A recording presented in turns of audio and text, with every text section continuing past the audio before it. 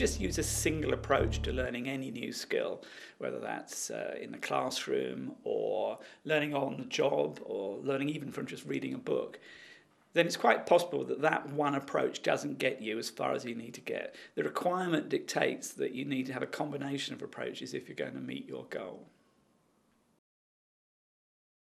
So what is new about blended learning? Well, I think almost anybody would be able to tell from their own experience that there isn't actually anything particularly new about bringing together a number of different approaches to learning a new skill. And if you look at particularly any very long piece of educational training, like an apprenticeship or a degree course or something like that, then clearly over many weeks and months or years, a wide variety of approaches is used to helping you learn your particular skill. So there's nothing new about that. On the other hand, what I would say is that most corporate learning and development departments do not typically blend their offerings. They offer one approach to learning a particular skill. So you come on a classroom course, or you have a piece of e-learning, or whatever it might be. They're not used to blending on a routine basis, and yet actually there are arguments for blending on much more frequently than they do now. Well, is blended learning just a euphemism for e-learning? Well, I think that there's, people are right to be slightly cynical about the use of the term blended learning, because it occurred much more frequently in the last 10 years, particularly when I think if you go back 10 years or so back, there was a slightly poor reaction to an overselling of e-learning, particularly self-study e-learning. The idea that everybody could learn everything entirely on their own, sitting in front of a computer, was obviously not going to work. So there's a feeling that a lot of e-learning companies rebranded themselves as offering blended learning without really believing in what it was that they were putting across. But I think if we can put that to one side, then I think we can say that, in fact, blended learning has got nothing particularly to do with e-learning. In fact, a blend may include no e-learning at all.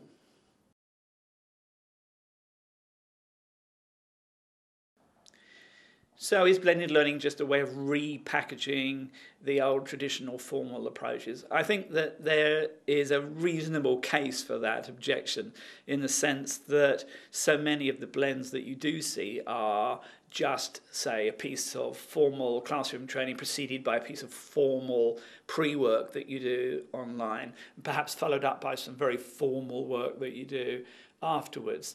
And I think that's a reasonable criticism when you consider that actually most of the learning that people do of their jobs is informal and outside the bounds of interventions that come from a learning and development department. I think the promising thing about blended learning is it can cross the bridge between formal and informal learning. When it's designed properly, it designs so that the continuation of the learning of the skill goes well beyond any formal elements into what happens on the job and how people collaborate with each other to learn on the job.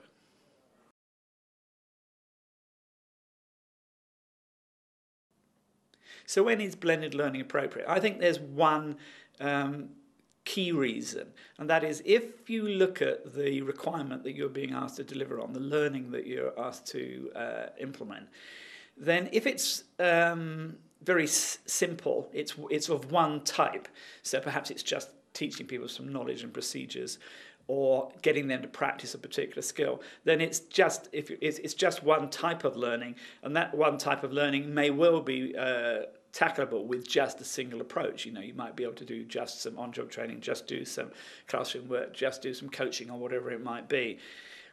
But an awful lot of the requirements that we're asked to meet are much more complex than that. They have quite a few elements to it. There might be some background knowledge that you need to get across to people. There might be that you need to give people the opportunity to practice a skill in a safe environment where they can get some feedback on an immediate basis. But you might also want to follow that through and support people in learning back on the job over a long period of time.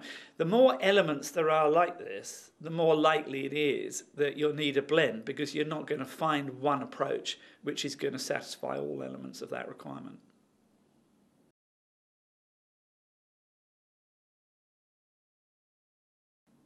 So would you always want to blend?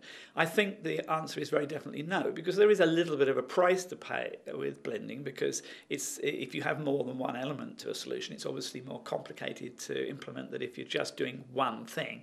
It's very easy to book somebody on a course or give them a book or whatever it might be. It's just one thing, job done. If you've got a whole checklist of things that you need to put people through, then it's a lot more work for everybody involved, both in tracking and managing that process. So I think the answer is that you don't blend all the time. You blend when the requirement dictates that you blend. And that's typically going to be longer or more complex pieces of training where you're trying to develop skills and knowledge over time.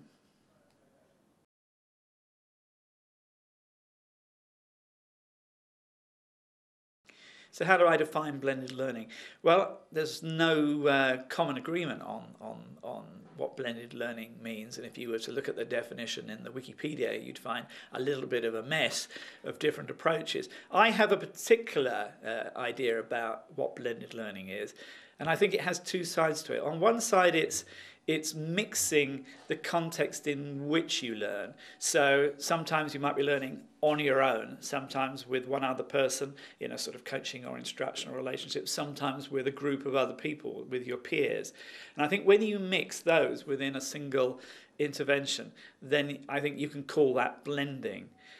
I think it's also fair to say that if you make very major shifts in the media that you use to do your training, so for example, if you do some of that face-to-face, or you do some of it from a book, or some of it online, then those are such major and varying forms of medium that, I think it's fair to say that there's that angle to it too.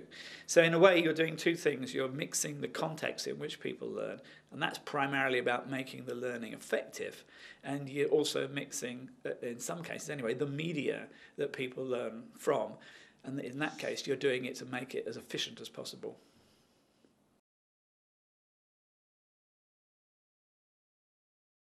So how should you set about designing a blended solution?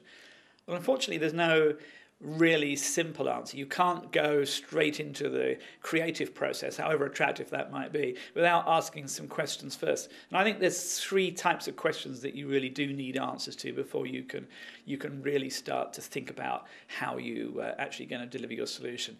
One of those is, what exactly is the learning requirement? Precisely what is it that somebody needs to come away with at the end of this piece of training? Secondly, what are the defining characteristics of the population that you're trying to train? And thirdly, what constraints or opportunities, if you want to look at it in a positive way, are you working within? What is binding you in terms of factors such as time or budget or resources available?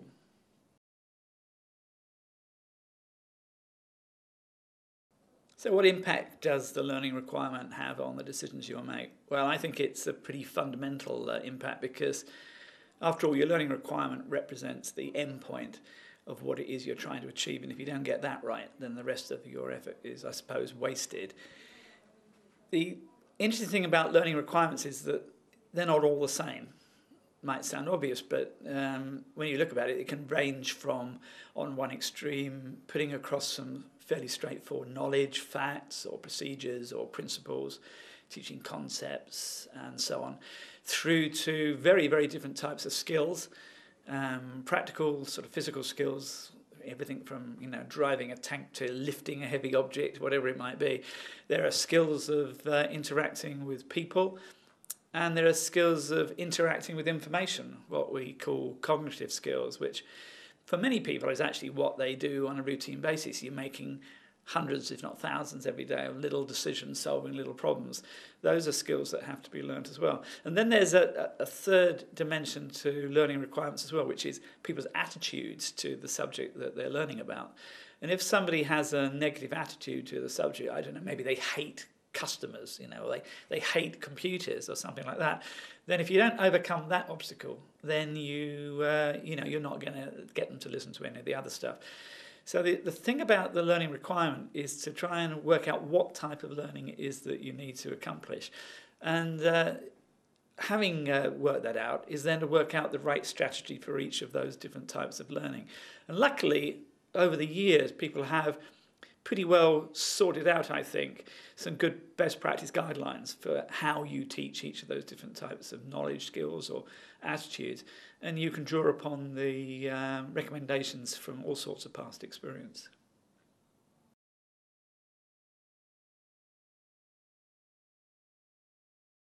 Well, what audience characteristics really do make a big difference to your design? Well, I think there's quite a few. You can look at demographics, age and gender and so on. I don't think they make as dramatic a difference as some people might think, but clearly they will make some difference.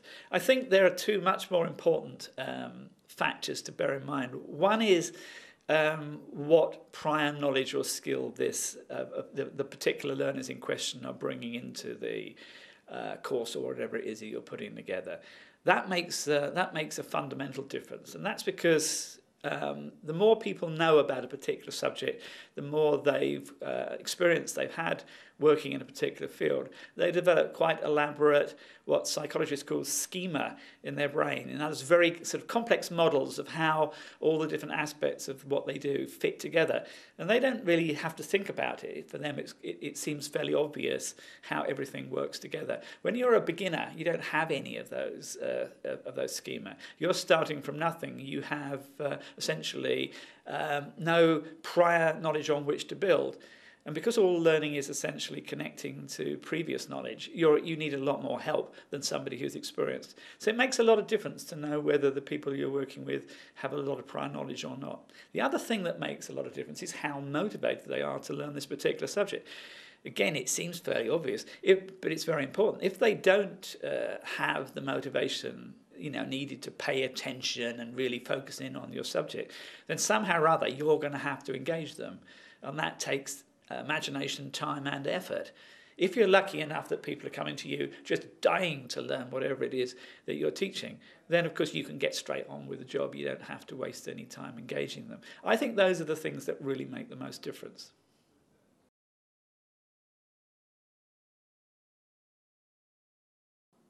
So what difference does it make what constraints and opportunities you're working within? I suppose this is fairly obvious that all design has to take place within constraints.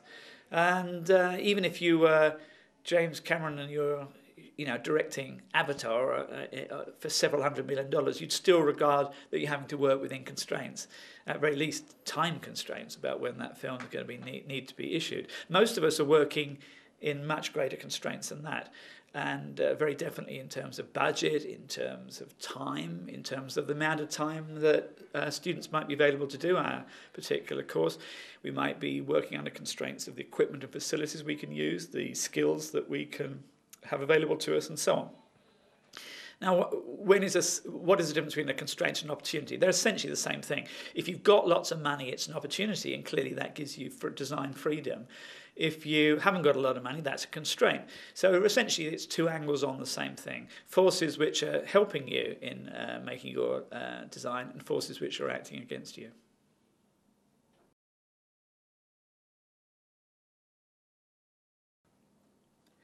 What's the next step once you've analysed the situation properly? Let's say you've looked at the learning requirement, you've looked at the characteristics of your audience, you know what constraints and opportunities you're working under. Your next task is to essentially determine the methods that you're going to use to reach your learning requirement. And methods are interesting in some ways because there's very many of them. There are hundreds of different methods that you could use. When you think about it, you've got things you could use: discussion or reading or lectures, presentations, job assignments, games, simulations. There are role plays. There are endless examples of methods. The interesting thing about methods is that they're relatively timeless. Even if you imagine you were Socrates back in ancient Greece, and who was actually very well known for his one particular method, his Socratic questioning that he used, which is used to teach through questioning. But if you were to say, well, what methods would have been available to Socrates thousands of years ago?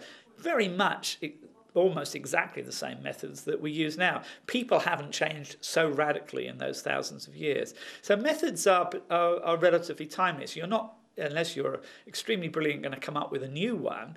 So the job really is to make sure that you use the right method to meet your particular requirement.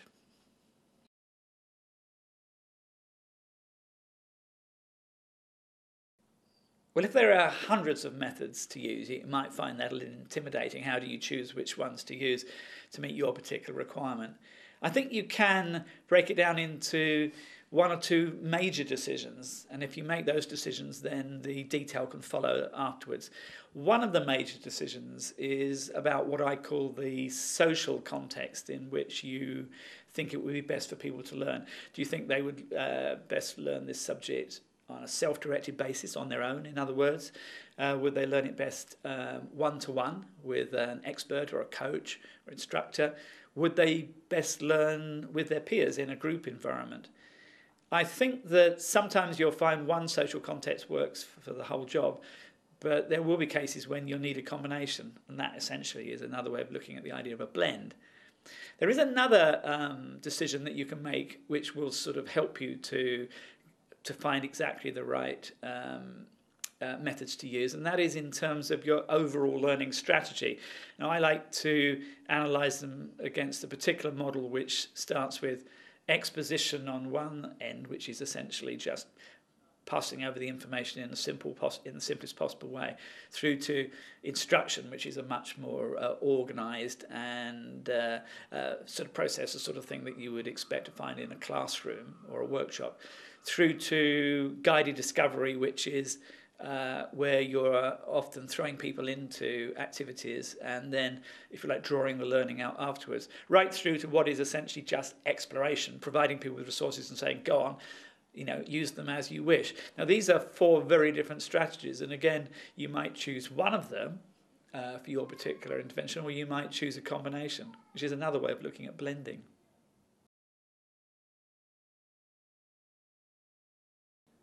So how do these various social contexts for learning compare?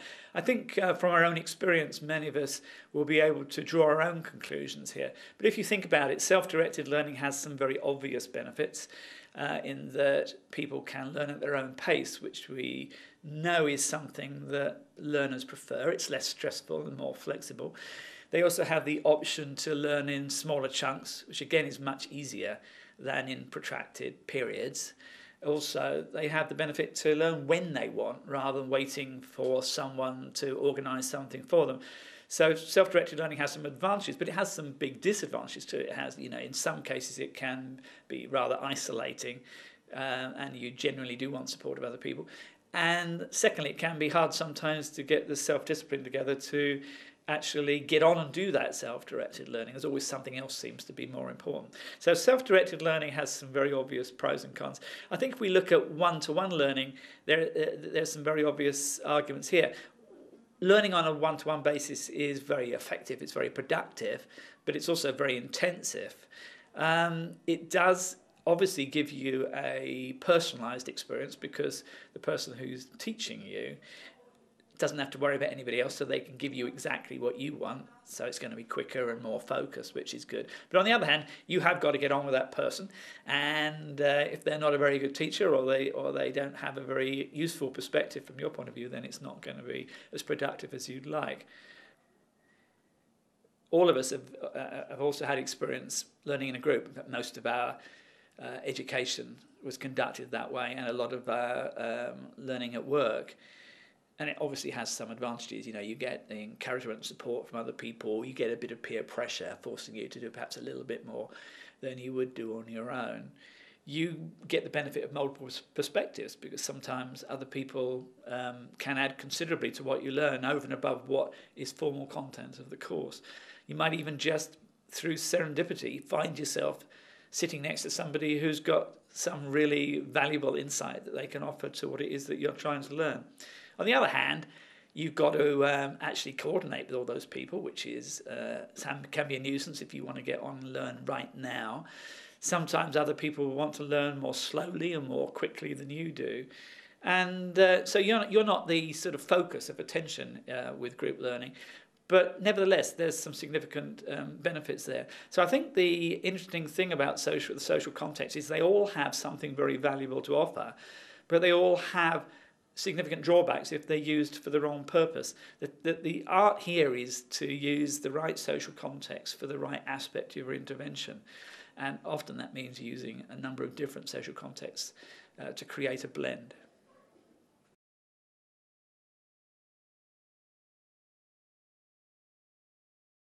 So you also have a variety of learning strategies to choose from. Which ones do you choose and why? I think that it's worth recapping what these options are. It's a particular model which I found very useful.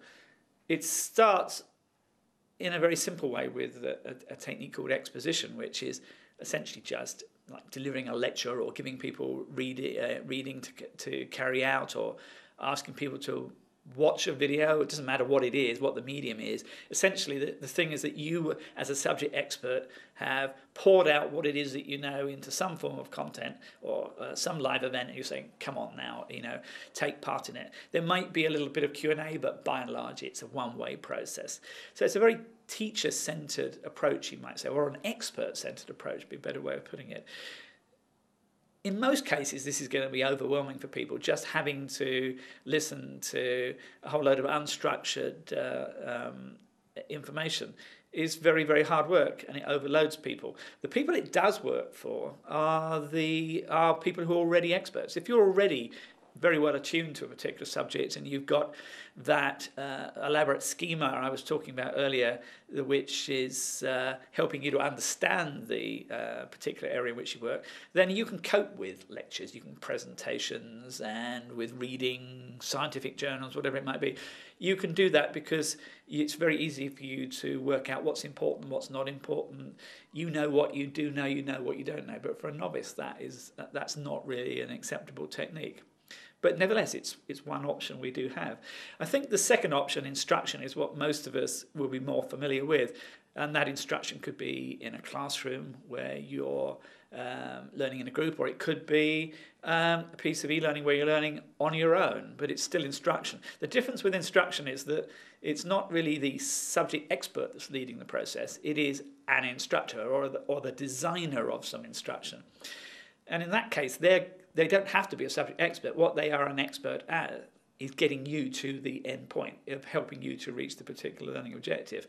So they've been around the block a few times. They know how people learn this particular skill, and they're going to make sure that everybody gets there. Well, that's what their aim is, to make sure everybody gets there. That means it's much more likely to involve lots of interaction, lots of practical activities and feedback and so on, and probably some form of assessment. So instruction is going to be particularly useful when you're dealing with novices, people who are, if you like, don't have a lot of prior knowledge to build upon, and who actually want somebody to give them a step-by-step guide through the particular subject. Moving on, there is a variety on that which I think we perhaps underuse in corporate learning and development, which is guided discovery. The idea here is that it's still guided. It's not completely a free-for-all. It's not just throwing someone in the water and saying, go on, let's see if you can swim. It's a bit more than that. It's putting someone into an activity, a scenario, a role play, an activity of any type, and then debriefing it, or saying, well, reflecting on it, what did we learn from it? What do we need to know, if we're going to do that activity again, that we can do it better? And so essentially it reverses the process from instruction, where instruction goes, here's the theory, now let's test it or practice it. Here we are saying, let's practice something, let's go and try something without learning about it, and then see what theories might actually help us to do that better. So it's a reversed process. But I think particularly when you're dealing with more experienced people, or it's a subject where critical judgments come in, where you're teaching people how to make the right decisions at the right time, then it's much more interesting and much more engaging to get involved in some scenarios, some case studies, some exercises, and then talk about it afterwards, than it is to, if you like, have a theory laid out in a very dry way and then have to practice it. So there's guided discovery. And there's one other strategy which I think is worth recommending, that was likely to form a part in many blended solutions, which you can call just simple exploration. So here your role is you're not the subject expert, you're not an instructor, you're not even a facilitator. I'd say you are almost a curator here. What you're doing is putting resources, making resources available to people, and saying, these are things I think you'll find suitable. You may go beyond this and find other resources. You can get Google as well as I can and find other things. But I've gathered some resources which I think will be really useful for you to continue your learning process. It's probably not going to be the sum total of what you use in a particular blended solution, but it's likely to be a significant part in future, because probably we teach too many things and overload people, whereas in fact we need to teach the key principles and then make available resources that they can call upon later. So in many cases, what we're talking about by exploration is making available those resources.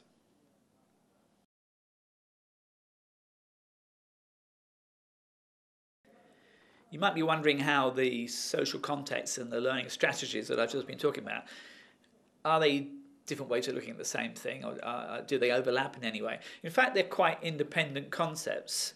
So it's possible in many cases that each one of the four strategies that I talked about, exposition, instruction, guided discovery, and exploration, might work on a self-directed basis, they might work on a one-to-one basis, they might work in a group environment.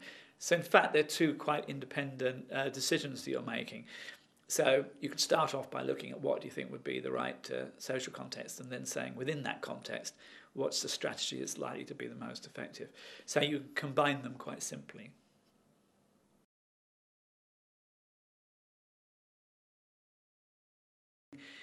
Why we've spent so much time thinking about methods when the opportunities that we have at the moment are for using new technologies, and that should be our focus.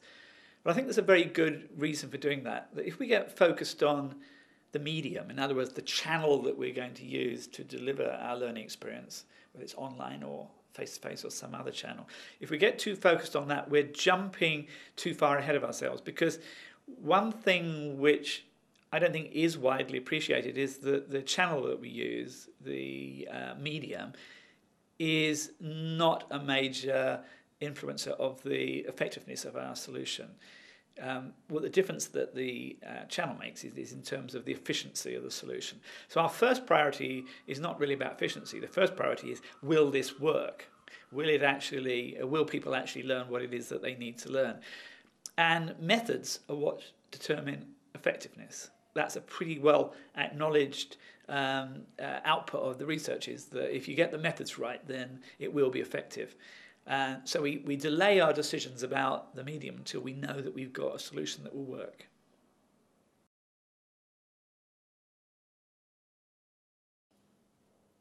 So what choices do you have available when it comes to delivering your strategy?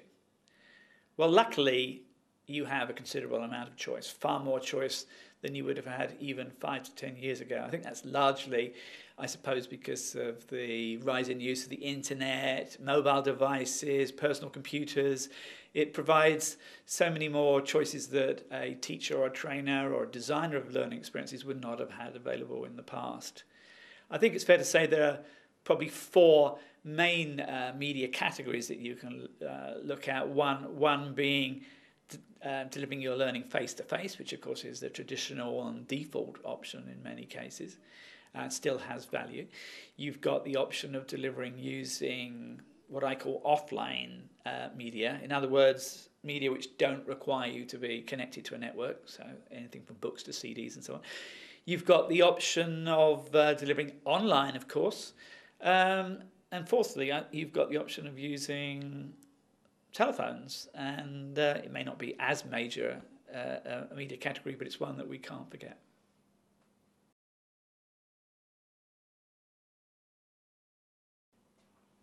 So why would you want to conduct a learning activity on a face-to-face basis?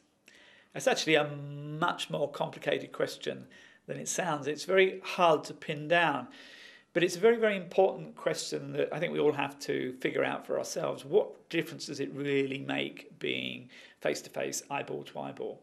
And I think that there's no doubt that when you are face-to-face, it's a more rich, multi-sensory experience. Or even if just for the fact that you've got 3 additional senses than you would have you were watching a video, for example. That obviously makes some difference, not a huge difference in learning terms, but some difference. Sometimes you need to interact with people or the physical world in some way in order to learn the particular thing that you're trying to learn. I think it's also, there's the fact that you can pick up on body language much more easily face to face than you can even when you're using a webcam. It's much easier to, for example, keep track of the responses of many different people in one room just by scanning across visually, which you would not be able to do in a video environment. So all of those are important. I think that there's also a little bit of sometimes I want to say, well, I was there. I was at that football match. I was at that gig at the theatre when that actor was performing. Sometimes something is so special that you want to say, well, there's something different about actually being there, which isn't the same as watching it on the television. There is a price to pay with being face-to-face. It's a very considerable price in that, it's by definition something that's live. You have to be there at the same time that it's happening, which isn't always very convenient. And of course, because you've got to be physically co-located, you've got to get there. And as we know, that a considerable amount of time gets spent getting from one place to another, time and money. And of course, there's an environmental angle to that as well.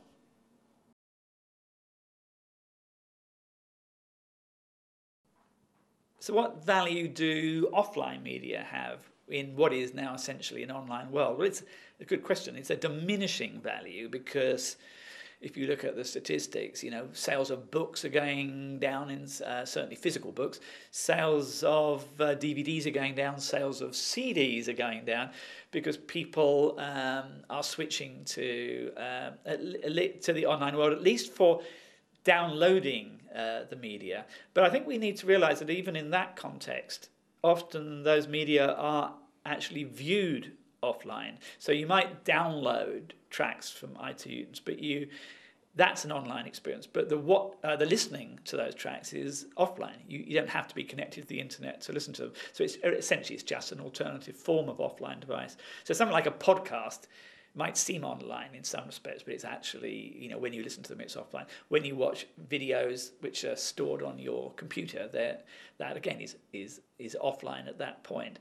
If you're reading a book on a Kindle, it's still an offline experience. So the advantage is that offline media are typically higher quality because they're not constrained by bandwidth, and which means that you can have the highest quality, high definition video. If you're looking at a printed book, then the resolution of that book is much higher than any computer screen can get to. So I think that it is a higher quality experience. The main advantage is you don't have to be connected. So if not every place and not every person is as connected as much as you'd like. So there still are advantages in being offline and learning using offline media. But let's face it, those arguments are diminishing all the time.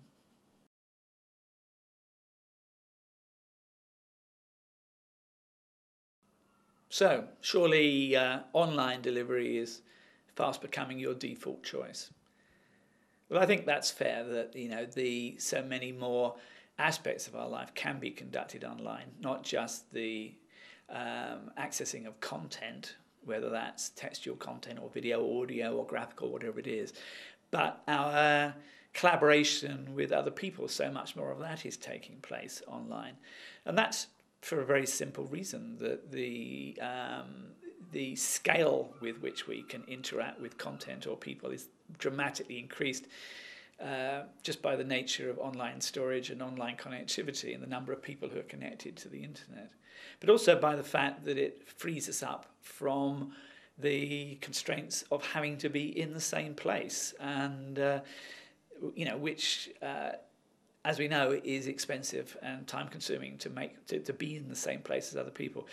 So what we have to work out, I think, is if it isn't absolutely essential to be face-to-face, which I think we can agree that sometimes that is essential, then online delivery is almost definitely going to be our most efficient option.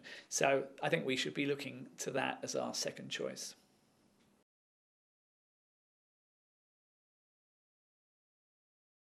What about the telephone? What value can that have for learning? Well, this might not be quite as earth-shattering as the idea of learning online, but I think we've got to include all the options, and the telephone is still, before we were online, it was the way that we communicated with people at a distance, and it still is a very big part of people's lives. So sometimes an aspect of your blend, not the whole thing to be realistic, but some aspect of your blend can be delivered by telephone more easily than it can be online, because it's perhaps because people don't have access to online media. So the ability, for example, to phone up and get help or advice on something might be useful. It's possible even to have a group of learners that get together using a teleconference. Or you can even deliver a seminar in a teleconference, or recorded information that way. But I think it's fair to say that the boundaries between online media and the telephone are becoming much more blurred, because all telephones now are computers, and at least in the Western world, the majority of people who've got phones now have phones which are internet enabled, and that means that in many cases the arguments for using voice communications on the phone are blurred with the advantages of doing that online. But nevertheless, I think it's not something that we can ignore, because it is such a simple and low-cost option that we should consider it for at least some aspects of what we do.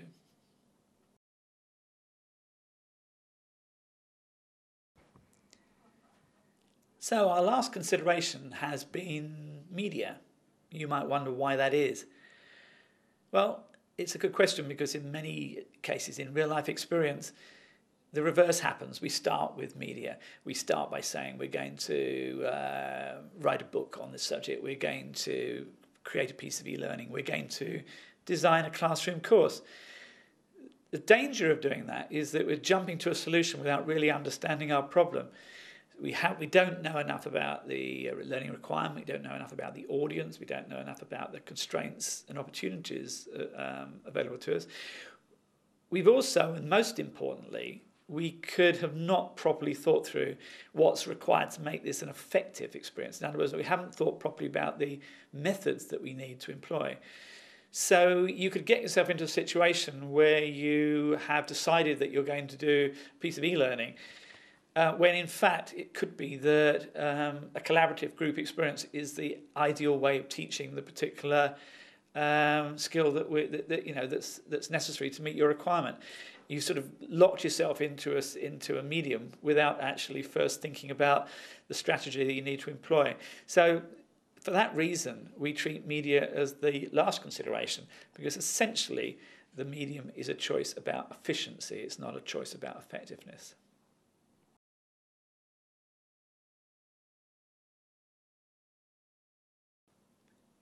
So let me summarise the blended learning design process. We start with a situation analysis. We try and make sure we ask all the right questions. We ask the right questions about the learning requirement. We ask the right questions about the audience and what characteristics they have. And we ask questions about the constraints and opportunities that affect us. That way, if you like, we know that we're dealing with something which is well defined and well analysed. We're not just, if you like, working in the dark. It sometimes seems a bit tedious to have to ask all those questions, but there's a great danger otherwise that we're going to produce something very nice which doesn't meet the requirement, and that's a very frustrating process. So we start by asking the right questions. Only then do we move on to looking at what would be an effective solution for delivering on what we've just analysed. And what makes it effective are the methods that you choose. And those methods can be categorised in different ways, but two ways that I strongly recommend is you look in terms of the social context in which those methods are used, what's done self-directed, what's done one-to-one, what's done in a group. Also look at some big strategy decisions. In other words, is this essentially a question of putting information across? Is it exposition? Is it instruction that we're trying to do? Is it more of a guided discovery process, or is it making resources available for exploration? We need to make those decisions because those determine whether it's going to work. If we don't get those right, then it won't work. Only then do we say, look, we've got a good design. We know this is, we feel confident it's going to work. We're going to go on and try and find the most efficient way of delivering it. Now, that's not because we're trying to be mean or cheapskate or anything like that. It's because everybody, when they, if they've got a responsibility for teaching or for training, has responsibility to do that efficiently, which means that it's flexible for the student, which means that it reduces the amount of time as much as possible that's going to be spent on it and keeps costs down. So that's our last consideration. The important thing is that we haven't traded off efficiency and effectiveness. We haven't said, well, we could make this a little less effective in order to make it cheaper. What we said is we'll start off by creating a design which is effective, one which we know will work, and then we hold that in place, we lock that down, and then we find the most efficient way of delivering it. And that's the key to this process. You're not trading off. You're not saying, all right, times are tight, we'll do a shoddy job and do it cheap. What you're saying is we're still going to do a really good job, but we're going to do it as cheaply and as quickly and as flexibly as we possibly can.